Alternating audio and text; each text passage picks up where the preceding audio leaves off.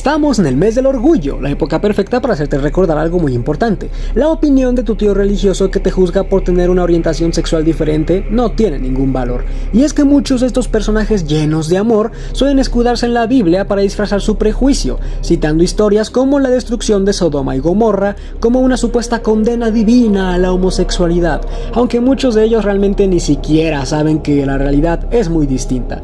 Pero, ¿qué pasó realmente en Sodoma y Gomorra y por qué los tíos religiosos usan esta historia como una excusa para oprimir la homosexualidad? La historia narrada en Génesis 19 cuenta cómo dos ángeles llegan a Sodoma para ver a Lot, un personaje bíblico importante, y los hombres de la ciudad, apenas al enterarse de que hay forasteros, van a la casa de Lot y estos exigen conocerlos. Dios, al enterarse de esto, no se pone muy feliz, quien manda a llover fuego y azufre a las ciudades para que sean destruidas por su terrible pecado. Y es que para aquel que no lo sepa, la palabra conocer del hebreo yada es usada en algunos pasajes bíblicos como una forma de incitación a mantener relaciones con alguien.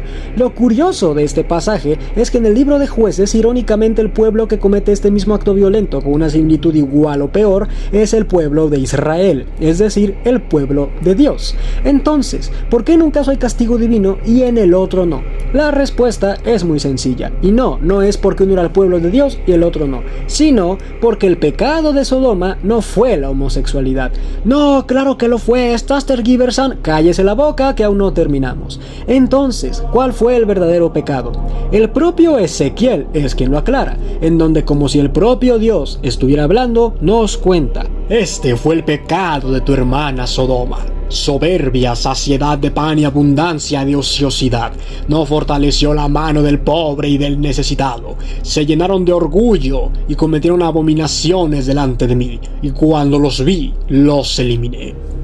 Es decir, el orgullo, la crueldad y sobre todo la falta de hospitalidad, y Sodoma no era castigada por orientación sexual de sus ciudadanos, sino por la violencia, humillación y abuso hacia los forasteros. Y es que, para dejarlo claro, en esta época, como en muchas cárceles hoy en día, y hasta en relatos de otras mitologías como lo es en la historia de Horus y Set, los abusos se una expresión de deseo, sino una herramienta de dominación y humillación, y ese fue el verdadero crimen.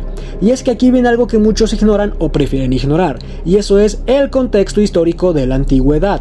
La Biblia fue escrita en contextos culturales muy distintos a los nuestros, y es que al menos en el Antiguo Testamento, este fue redactado entre los siglos 8 y 6 a.C., en un mundo donde la homosexualidad no era considerada un pecado, y en muchas culturas del antiguo Medio Oriente era común que los reyes o líderes tuviesen amantes de ambos tipos. Lejos de ser visto como algo malo o un pecado, era incluso una muestra de poder y virilidad. Y ya que hablamos de reyes y parejas del mismo género en Medio Oriente, ¿te suena la historia de rey David y Jonathan? Su relación era tan profunda y emocional que cuando David tuvo que huir de Saúl, ambos se acuestan, se besan, se lloran por dejarse, y que cuando Jonathan muere, el propio David entre lágrimas le redacta cantos donde dice: tu amor fue para mí más maravilloso que el amor de las mujeres.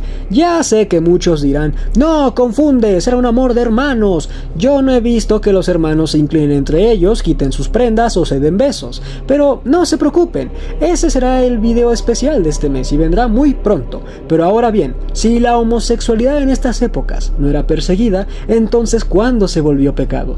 No fue sino hasta el siglo III a.C., cuando Jerusalén comenzó a tener contacto con el imperio griego, que los líderes religiosos judíos comenzaron a reprobar estas conductas. ¿Pero por qué?